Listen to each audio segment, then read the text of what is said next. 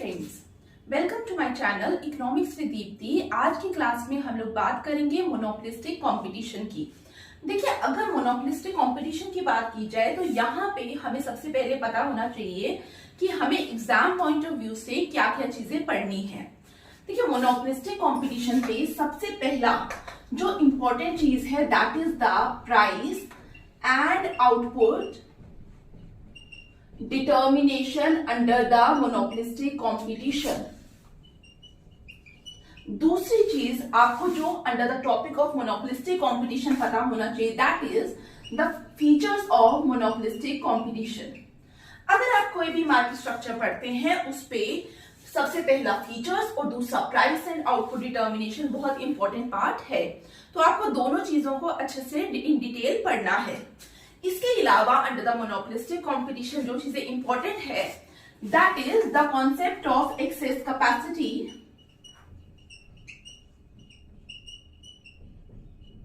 चौथा हम यहां पे प्रोडक्ट डिफरेंशिएशन की बात करेंगे,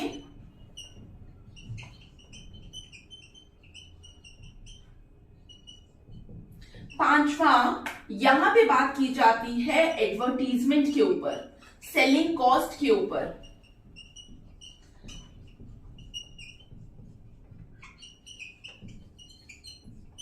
तो इस टॉपिक को मैं 3 क्लासेस में डिवाइड करूंगी। आज की क्लास के अंदर हम लोग बात करेंगे price and output determination and its features.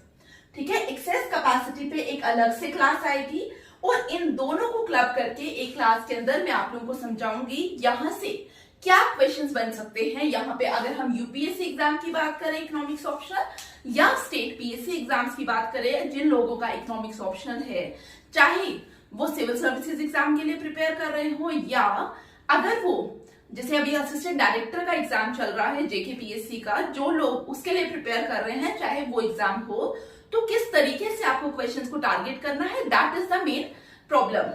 अब यहाँ पे सबसे पहले हम फीचर्स की बात करेंगे।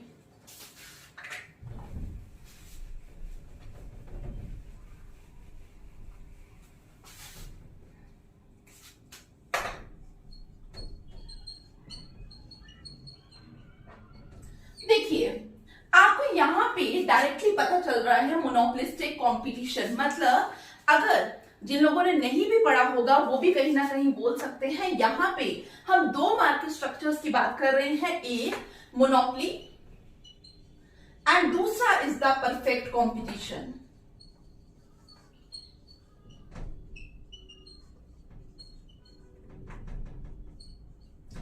अब यहाँ पे आपको ये तो समझ आ गया कि मोनोपोली के कुछ फीचर्स होंगे, कुछ परफेक्ट कंपटीशन के फीचर्स होंगे।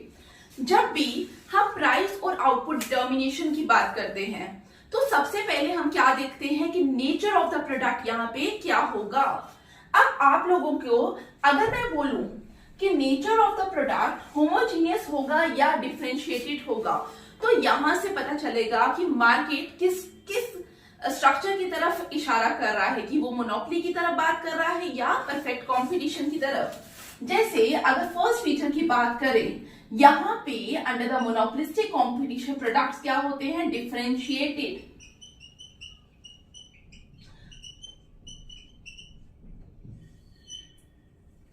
प्रोडक्ट्स मिलते जुलते हैं but they are not same, they are similar but not same. अगर सेम होते तो हम क्या बोलते हैं, होमोजीनियस, बट यहाँ पे होमोजीनियस नहीं है, यहाँ पे क्या है, डिफरेंशिएटेड। इसका मतलब जब प्रोडक्ट्स के अंदर कुछ डिफरेंसेस आएंगे तो यहाँ पे मार्केट स्ट्रक्चर किसकी टेंडेंसी शो करेगा, यहाँ पे मार्केट स्ट्रक्चर शो करेगा मोनोपोली की टेंडेंसी। तो सबसे पहला आपको पता होना चाहिए कि प्रोडक्ट्स क्या है, डिफरेंशिएटेड है। दूसरा, जब हम परफेक्ट कंपटीशन की बात करते हैं तो आपको पता है कि इस तरीके से हमारी डिमांड कर्व बनती है, because average revenue is what, average revenue curve हमारा बताता है प्राइस और आउटपुट के बीच में रिलेशन, और डिमांड कर्व भी हमें बताती है प्राइस और आउटपुट के बीच में रिलेशन। उसी तरीके से याद रखना एवरेज रेवेन्यू कर्व ही आपकी क्या होती है, it is the demand curve. लेकिन मोनोपोलिस्टिक पे हमने क्या बोला, मोनोपोलिस्टिक कंपटीशन पे we talk about differentiated products. Under the perfect competition हमारी जो डिमांड कर्व है वो कैसी है, दैट इज हॉरिजॉन्टल। और अगर आप लोग ध्यान से देखेंगे, हॉरिजॉन्टल हमने बोला, अब यहाँ पे क्या था, प्रोडक्ट्स होमोजीनियस थे। अगर कोई भी सेलर क्या करता, प्राइस को चेंज करता, तो ऑटोमेटिकली क्या होता, उसके लिए अगर प्राइस बढ़ाता तो क्वांटिटी डिमांड अल्टीमेटली फॉल कर जाती, क्योंकि हर बंदा सेम प्रोडक्ट बेच रहा है। बट यहाँ पे जैसे ही हमने बोला डिफरेंशिएटेड, इसका मतलब यहाँ पे हमारी डिमांड कर्व ऐसी तो नहीं हो सकती, तो कहीं ना कहीं यहाँ पे जो फैक्टर आने वाला है वो किसका आएगा, मोनोपोली का। मोनोपोली पे हमारी डिमांड कर्व कैसी होती थी, इस तरीके से होती थी। यहां पे भी याद रखना, हम इसी बात पे बात करेंगे। हमारी demand curve under the monopolistic competition यहां पे भी क्या बनेगी, यहां पे भी इस तरीके की बनेगी, स्लोपिंग डाउनवर्ड। इसको हम क्या बोलते थे, इसको हम बोलते थे परफेक्टली इलास्टिक। लेकिन जब हम यहां पे बात करते हैं, हम इसको क्या कहते हैं, it is in elastic demand curve, relatively in elastic है ये, ठीक है। तो यहां पे भी याद रखना, अंडर द मोनोपोलिस्टिक कंपटीशन हमारी जो डिमांड कर्व होगी वो इस तरीके से होगी, स्लोपिंग डाउनवर्ड्स, ठीक है।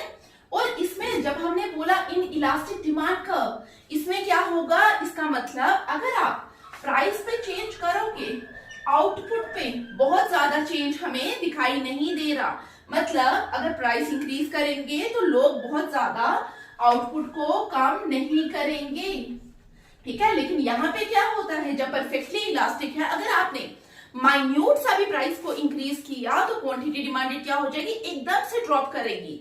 समझ आया? तो इस तरीके से हमें डिमांड कर्व्स को यहाँ पे देखना है। अब जब हम परफेक्ट कंपटीशन की बात करते थे, हम लोग क्या बोलते हैं, हम हमेशा बात करते हैं there is a free entry and exit of firms. लेकिन मोनोपोली पे एक ही बंदा है, किसी और को तो परमिशन नहीं होती। मोनोपोली पे there is no free entry और एग्जिट, लेकिन यहाँ पे मोनोपोलिस्टिक कंपटीशन पे फ्री एंट्री और एग्जिट होता है, ठीक है। तो यहां से हम क्या लिख सकते हैं कि यहाँ पे under the monopolistic free entry and exit of firms, तो जैसे ही हमने बोला कि there is free entry and exit of firms, इसका मतलब क्या है कि यहाँ पे बहुत सारे बायर्स हैं और बहुत सारे सेलर्स हैं, क्योंकि कोई भी आ सकता है, तो कोई भी आ सकता है, मतलब लार्ज नंबर ऑफ बायर्स की पॉसिबिलिटी हमें अंडर द मोनोपोलिस्टिक कंपटीशन दिखती है। तो थर्ड पॉइंट पे हम लिख सकते हैं large number of buyers and sellers, ठीक है। 3 पॉइंट्स क्लियर हुए। फोर्थ पॉइंट, अगर अब आपको मैंने क्या बताया, डिमांड कर्व कैसी है, डाउनवर्ड स्लोपिंग, तो यहां पे हम लोग क्या कर सकते हैं, बोल सकते हैं डाउनवर्ड स्लोपिंग डिमांड कर्व। जैसे ही आपने यहां पे डाउनवर्ड स्लोपिंग डिमांड कर्व देखी, आपने क्या बोला, ठीक है, आप लोग बोलेंगे इन इलास्टिक डिमांड कर्व। इसका मतलब अगर ध्यान से सुनना, अगर सेलर प्राइस को इंक्रीज करता है तब भी क्वांटिटी डिमांडेड बहुत तेजी से कम नहीं होती। इसका मतलब सेलर के पास क्या है, कंट्रोल है ओवर द प्राइस। तो यहां पे क्या होगा, सेलर अपनी मर्जी से प्राइस को एडजस्ट कर सकता है। तो यहां पे क्या है, यहां पे seller has a control over the price.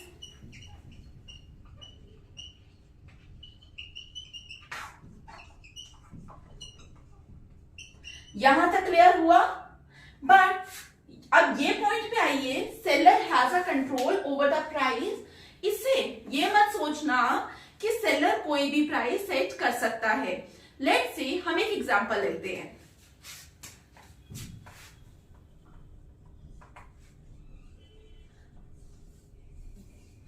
आप लोग मोनोपोलिस्टिक कंपटीशन रोज डे टू डे लाइफ में बहुत बार देखते हैं। इस एग्जाम्पल से समझने की कोशिश करते हैं कि कहां पे हम देखते हैं। आप नॉर्मली रोज देखते हैं कि लक्स और डव, इन दोनों के साबुन के रेट्स पे ज्यादा फर्क नहीं होता। अगर आप मार्केट के अंदर जाएंगे, आपको लक्स लेना है या डव लेना है, ठीक है, तो इन साबुनों के बीच पे ज्यादा रेट का डिफरेंस आपको दिखाई नहीं देगा। लेकिन यहाँ पे अब जब आप लोग जाते हैं, आप लोग कौन सा लेते हैं, that depends on your brand loyalty, आप कौन सा लेना चाहते हैं। लेकिन समहाउ आप लेते कौन सा थे, डव लेते थे, लेकिन मार्केट में आप गए, आपको डव नहीं मिला, ठीक है। अब आप क्या करेंगे, अगर डव नहीं मिला, आप इजिली लक्स में स्विच कर जाएंगे। द रीजन भी आपको पता है प्रोडक्ट सेम नहीं है बट मिलता जुलता है, पहली बात। दूसरी बात, अगर आप डव लेते हैं, डव वाला एकदम से प्राइस बहुत हाई कर देता है। पहले मार्केट में एक डव मिलता था लेट्स से 45 रुपीज का, अब इसी डव का प्राइस होकर हो जाए 60 रुपीज। और इस समय आई एम एज्यूमिंग कि अगर जो लक्स है वो आपका मिलता था 40 रुपीज का, लेकिन आप स्टिल डव परचेज कर रहे थे, और अगर समहाउ लक्स का प्राइस नहीं चेंज हो रहा, लेकिन डव वाला क्या करे, प्राइस एकदम से चेंज करके 60 रुपीज हो जाए, प्राइस में बहुत ज्यादा फ्लक्चुएशन आ जाए।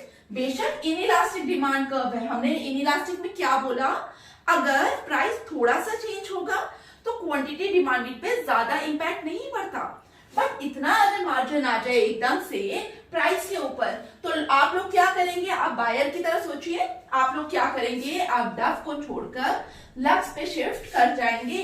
इसका मतलब आप यहाँ पे जब प्राइस राइज हुआ तो आपका कस्टमर लूज हो सकता है अगर प्राइस बहुत ज्यादा राइज होगा। और इसी तरीके से अगर मैं आपको बोलूं, पहले आप लक्स परचेज कर रहे थे, ठीक है, क्योंकि डव का प्राइस 45 था, समहाउ डव ने क्या कर दिया, 30 रुपीज प्राइस कर दिया। अब देयर इज अ टेंडेंसी कि आप लोग क्या करेंगे, आप डव पे शिफ्ट कर जाएंगे, लेकिन यहां पे क्या होगा, यहां पे लक्स वाला भी तो देखेगा मार्केट, ठीक है, और हर फर्म है वो क्या करेगी, उसको प्रॉफिट भी अर्न करना है। तो यहाँ पे याद रखना, यहाँ पे प्राइस कंपटीशन नहीं होता है, ठीक है, क्योंकि अगर डव ने 30 किया, लक्स भी गिरा के कर देगा 30, ठीक है। तो यहाँ पे जब हम मोनोपोलिस्टिक कंपटीशन की बात करते हैं तो यहाँ पे price competition does not exist. तो यहाँ पे कौन सा कंपटीशन होगा, यहाँ पे नॉन प्राइस कंपटीशन होगा।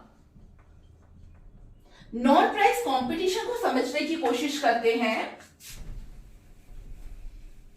आप लोग मार्केट के अंदर जाते हो, आप बहुत बार देखते हो काफी सारी चीजें होंगी, उसके साथ फ्रीबीज मिलती है।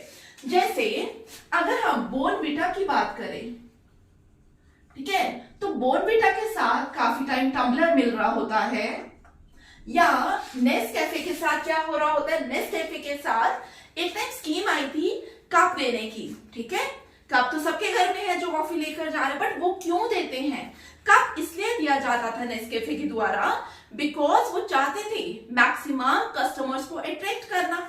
तो नेस्कैफे या बोर्नविटा जो ये एक्स्ट्रा फ्रीबीज दे रहे हैं, ऐसी काफी सारी कंपनीज आपको मार्केट के अंदर मिलेंगी जो क्या करती है, जो फ्रीबीज देती है, ठीक है। जैसे आप इंस्टाग्राम को भी देखते होंगे, तो उसमें भी आजकल काफी सारी इतनी कंपनीज आ रही हैं। लेट्स से अगर हम रिसेंट कॉफी ब्रांड्स की बात करें, ठीक है, कॉफी ब्रांड्स 4-5 इकट्ठे जब लॉन्च हुई लास्ट डेज में, तो इन्होंने क्या किया, कोई कप दे रहा है, कोई टम्बलर दे रहा है, कोई और गिफ्ट दे रहा है, कोई एक्स्ट्रा सैशे दे रहा है।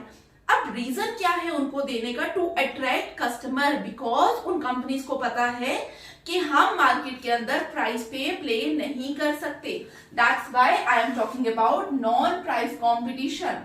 तो नॉन प्राइस कंपटीशन आपको समझ आया, जो ये फ्रीबीज मिल रहे हैं, these are what, these are a part of non price competition. फिर आप लोग कौन सा प्रोडक्ट ज्यादा लेना चाहते हैं, जिसकी आप रोज एड ज्यादा देखते हैं या कम देखते हैं।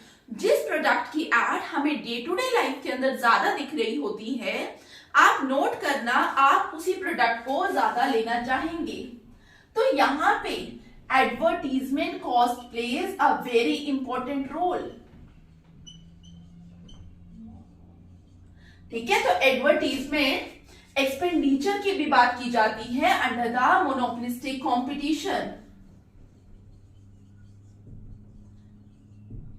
क्लियर? तो ये है हमारे फीचर्स ऑफ मोनोपोलिस्टिक कंपटीशन। अब जब भी आप फीचर्स लिखेंगे मोनोपोलिस्टिक कंपटीशन के, तो याद रखना फीचर्स कैसे लिखने हैं।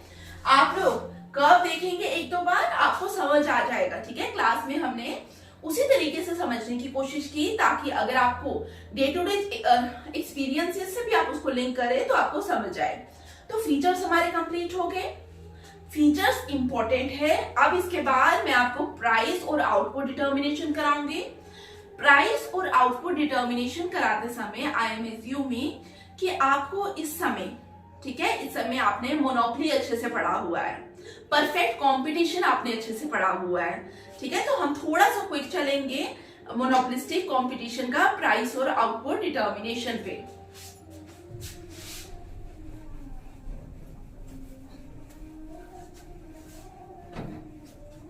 प्राइस और आउटपुट डिटर्मिनेशन की अंडर द मोनोपोलिस्टिक कंपटीशन जब हम बात करेंगे,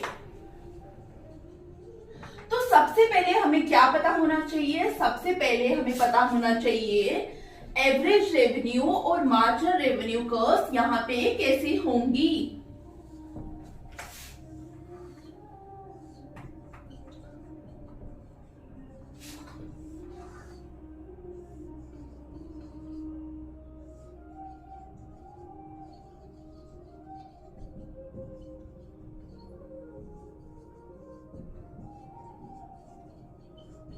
जब हम परफेक्ट कंपटीशन पढ़ते थे, हम लोग वहां पे क्या देखते थे? हम वहां पे देखते थे कि एवरेज रेवेन्यू और मार्जिनल रेवेन्यू क्या होता था? बराबर होता था। एआर की अगर हमें वैल्यू पता है या एमआर की वैल्यू पता होती थी, तो हमें पता है कि सेम वैल्यू दूसरे की भी होने वाली है। बट हमने मोनोपोली पढ़ा था। मोनोपोली पे हमें क्या देखने को मिलता था कि there is a difference between your average revenue curve and the marginal revenue curve. Difference होता है इन दोनों कर्व्स के बीच में। जब हम लोगों ने देखा था कितना डिफरेंस होता है, तो हमें ये पता चला था कि marginal revenue is less than your average revenue. ये रिलेशन मैंने आप लोगों को बताया हुआ है क्लास के अंदर, मोनोपोली वाली, ध्यान से देखना वहां जाके।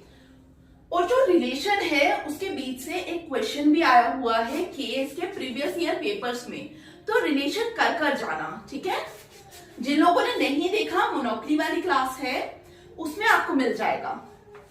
रिलेशन मैंने आपको क्या बताया था? MR is equal to average revenue 1 - 1 upon E। This is the relation जो मैंने आपको वहां पे बताया था। और वहां पे मैंने आप लोगों को एवरेज रेवेन्यू की जगह प्राइस पे भी बताया था कि अगर AR की जगह प्राइस आ जाए तो क्या रिलेशन बनेगा, और MR की जगह आप MCB लिख सकते हैं, बिकॉज इक्विलिब्रियम पोजीशन पे MR is equal to MC। तो लाइकवाइज जो ये रिलेशन है ये आपका मोनोपोलिस्टिक कंपटीशन पे भी आएगा। ठीक है, marginal revenue is less than average revenue. इसी लॉजिक से जो हमारी कर्व बनेगी वो इस तरीके से बनती है। क्लियर?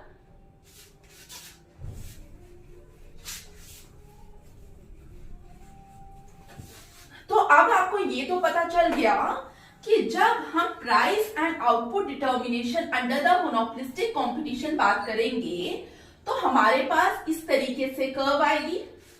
ठीक है, और एक्स एक्सिस और वाई एक्सिस पे क्या आएगा कर्व बनाते समय, ये जरूर लिखना। ठीक है, दिस इज द कर्व। अभी तक आप लोगों ने जितना भी मार्केट स्ट्रक्चर पढ़ा, आप लोगों ने ये देखा होगा कि जब भी हम इक्विलिब्रियम की बात करते हैं, हमारे पास कंडीशन होती है MR is equal to MC। This is the condition. तो मार्जिनल कॉस्ट की कर्व कैसी होगी? ये हमारी मार्जिनल कॉस्ट की कर्व होगी। लेकिन हमें प्राइस, प्रॉफिट या लॉस क्या हो रहा है उसके देखने के लिए हमें एक और कर्व चाहिए होती है। कौन सी? Average cost. क्योंकि हम AR और AC का डिफरेंस निकालते हैं to calculate profit per unit. जब हमें प्रॉफिट पर यूनिट कैलकुलेट करना होता है, we need the difference between average revenue and average cost. तो उसी लॉजिक से हमें यहाँ कौन सी कर्व चाहिए, यहाँ हमें चाहिए एवरेज रेवेन्यू, हमारे पास ऑलरेडी है, हमें चाहिए एवरेज कॉस्ट। अब हमारी एवरेज कॉस्ट कहां पे आएगी, एवरेज रेवेन्यू के ऊपर आएगी, हमारी यहां पे आएगी या इसके ऊपर आएगी, तीन पॉसिबिलिटीज है। अब ये चीज हमें समझना पड़ेगा कि मोनोपोलिस्टिक कंपटीशन की जब हम बात कर रहे हैं तो यहाँ पे क्या पॉसिबिलिटीज बन सकती है। मोनोपोली पे मैंने क्या बताया था, सुपर नॉर्मल प्रॉफिट्स, क्योंकि एक सेलर है वो तो चाहेगा उसको ह्यूज प्रॉफिट्स हो, ठीक है। लेकिन अंडर द मोनोपोलिस्टिक कंपटीशन जब हम लोगों ने फीचर्स देखे, उसमें हमने क्या देखा, फीचर्स के अंदर लार्ज नंबर ऑफ फर्म्स। जब लार्ज नंबर ऑफ फर्म्स है तो कंपटीशन क्या होगा, कंपटीशन ह्यूज होगा। तो देयर इज अ पॉइंट जहां पे क्या होगा, जहां पे बहुत सारे प्रॉफिट होगा, सुपर नॉर्मल प्रॉफिट। तो under the monopolistic competition there is a possibility कि यहाँ पे क्या होगा, यहाँ पे सुपर नॉर्मल प्रॉफिट्स हो सकते हैं। जब सुपर नॉर्मल प्रॉफिट्स होंगे तो काफी आउटसाइडर्स को लगेगा कि हाँ यार यहाँ पे मुझे काम करना चाहिए, यहाँ तो बहुत ह्यूज प्रॉफिट्स बन रहे हैं। तो लोग क्या करना स्टार्ट होंगे, लोग उसी काम को करना स्टार्ट होंगे। तो जब बहुत सारे लोग आकर काम करना स्टार्ट होंगे तो लॉसेस की टेंडेंसी दिखना स्टार्ट हो जाएगी। और फिर ये तो था एंट्री का केस, जब लॉस होता है तो लोग क्या करते हैं, बाहर निकलना स्टार्ट करते हैं, देन एग्जिट स्टार्ट। जैसे ही एग्जिट स्टार्ट होगा, एग्जिट के टाइम क्या होगा, अब लॉस मेकिंग फर्म सबसे पहले निकलेंगे, जो प्रॉफिट कमा रहे वो क्यों बाहर निकलेगा। तो लॉस मेकिंग फर्म्स जब बाहर निकल रहे हैं, एग्जिट कर रहे हैं, तो एट दैट टाइम कौन बचेगा, जो प्रॉफिट्स बना रहे हैं। और उस समय एट लास्ट लॉन्ग रन में क्या मिलने वाला है, नॉर्मल प्रॉफिट्स, ठीक है। तो जब मैंने बोला कि सुपर नॉर्मल प्रॉफिट, ये चीज ध्यान रखना जो मैं यहां पे लिख रही हूं, या कि बहुत काम आएगा किसी भी मार्केट स्ट्रक्चर पे। सुपर नॉर्मल प्रॉफिट, इसका मतलब आप कमा ज्यादा रहे हो एज कंपेयर टू कॉस्ट। तो हम लोग यहाँ क्या लिखेंगे, average revenue is greater than average cost, मतलब ये वाला कर्व, ठीक है। यहाँ पे क्या होगा, super normal profit because average revenue is greater than average cost. Then हमने बोला लॉसेस, मतलब कॉस्ट ज्यादा पड़ रही है, कौन सी कॉस्ट, प्रॉफिट के लिए कौन सी कॉस्ट देखते हो, एसी। इसका मतलब average revenue less than average cost, मतलब एवरेज कॉस्ट आपकी कहां होगी, सॉरी यहां पे जब मैंने बोला super normal profit, that means average revenue is greater than average cost, ये वाली, ठीक है, कॉस्ट कम है as compared to revenue, this is super normal profit. फिर मैंने क्या बोला, लॉसेस में रेवेन्यू कम है, कॉस्ट ज्यादा है, मतलब रेवेन्यू के ऊपर cost, this is for loss. और उसी तरीके से हमने क्या देखा, नॉर्मल प्रॉफिट्स। नॉर्मल प्रॉफिट्स मतलब जितना पैसा आ रहा है उतनी ही कॉस्ट है, average revenue is equal to average cost, ठीक है। तो यहां पे this curve belongs to normal profit, ठीक है। तो मैं तीन कर्व से आपको पूरा समझाने की कोशिश करूंगी, ठीक है, ध्यान से देखना, ड्रॉ करिए इसको।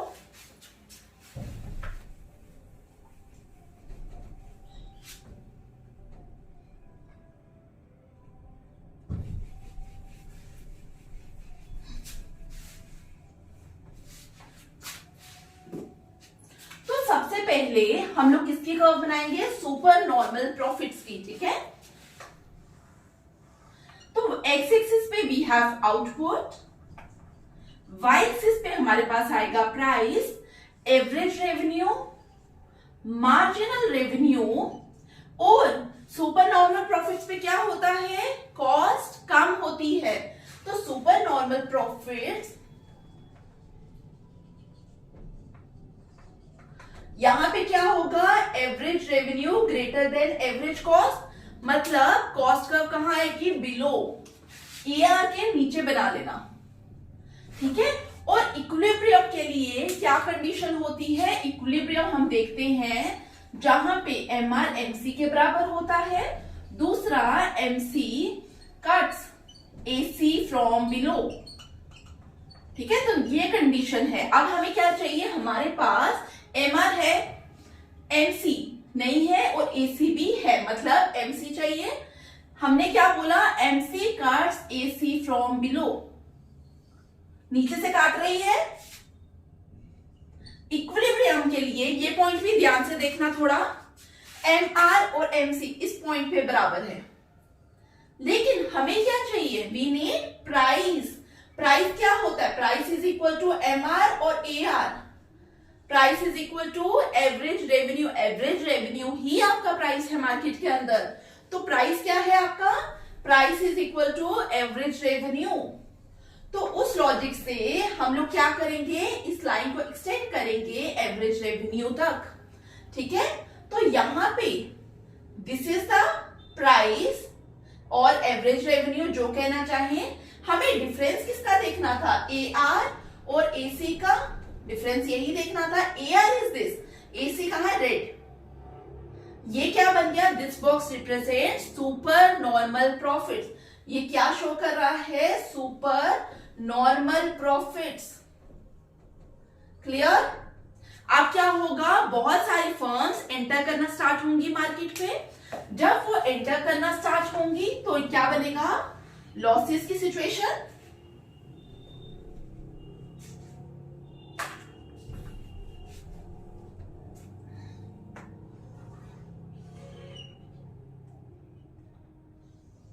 ठीक है, बाई और एक्स एक्सिस पे लिख लीजिए क्या आता है।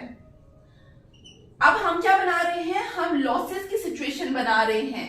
लॉसेस पे मैंने क्या बताया, average cost greater than average revenue, मतलब कॉस्ट आपकी AR से ऊपर है, ठीक है। इसी लॉजिक को यूज किया है मैंने। अब हमारा क्या मिसिंग है, MC cuts AC from below. Equilibrium के लिए कौन सा पॉइंट देखना है, जहां पे MR is equal to MC, this is the point. लेकिन हमें इक्विलिब्रियम तो देख लिया, हमें क्या चाहिए, वी नीड प्राइस। तो हमारा प्राइस क्या होगा, AR कर्व पे। तो this is your price, this is the output. लेकिन कितना लॉस हो रहा है, लॉस के लिए क्या देखोगे, AC और AR का डिफरेंस। AR यहां पे है, AC के लिए एक्सटेंड करिए।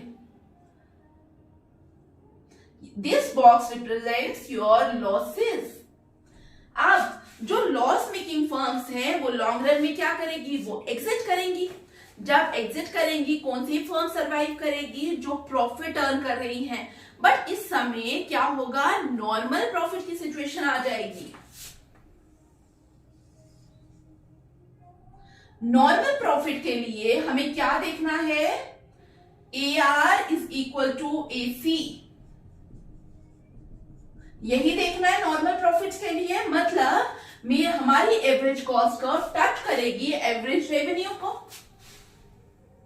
और याद रखना, टच हमेशा फॉलिंग पोर्शन पे होगा, मतलब जहां एवरेज कॉस्ट कम हो रही है, फॉल कर रही है, उसी पोर्शन पे हमेशा एवरेज कॉस्ट कट टच करेगी एवरेज रेवेन्यू को, because of the shape of the average revenue curve, ठीक है, डाउनवर्ड स्लोपिंग है। Equilibrium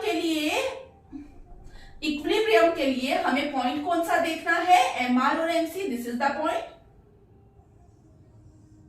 and this is the price level. Average revenue average cost है, so this is normal profit. तो अगर आपको price और आउटपुट डिटर्मिनेशन करना है तो यही कर्व्स है, ठीक है, समझ आया। अब एक और चीज, अगर मैं यहां पे क्वेश्चन चेंज करके आप लोगों से पूछती, price and output determination under the monopoly, कौन सी कर्व आती, फर्स्ट, सेकंड, थर्ड। चाहे आप मोनोपोली पे लॉन्ग रन पे हो, चाहे शॉर्ट रन पे हो, तो सुपर नॉर्मल प्रॉफिट बनाएंगे, क्लियर। तो ये हमारा आज का टॉपिक था, that is the monopolistic competition, जिसपे आपको प्राइस, आउटपुट डिटर्मिनेशन पता होना चाहिए, फीचर्स पता होने चाहिए मोनोपोलिस्टिक कंपटीशन के। ठीक है, तो मॉक क्वेश्चन के लिए यहां से जो आपको प्रिपेयर करना है that is what are the features of monopolistic competition, और इस क्वेश्चन के चांस कम बनेंगे अंडर द मोनोपोलिस्टिक कंपटीशन। अगर आपसे प्राइस और आउटपुट डिटर्मिनेशन आएगा तो ये क्वेश्चन हो सकता है मोनोपोली से या परफेक्ट कंपटीशन से पूछा जाए, लेकिन स्टिल आपको प्रिपेयर करना है क्योंकि सेम लॉजिक है। अगर गलती से क्वेश्चन आ जाए तो यहाँ पे रिस्क लेने की जरूरत नहीं है। ठीक है, क्लास यहीं पे खत्म करते हैं। Thank you for watching.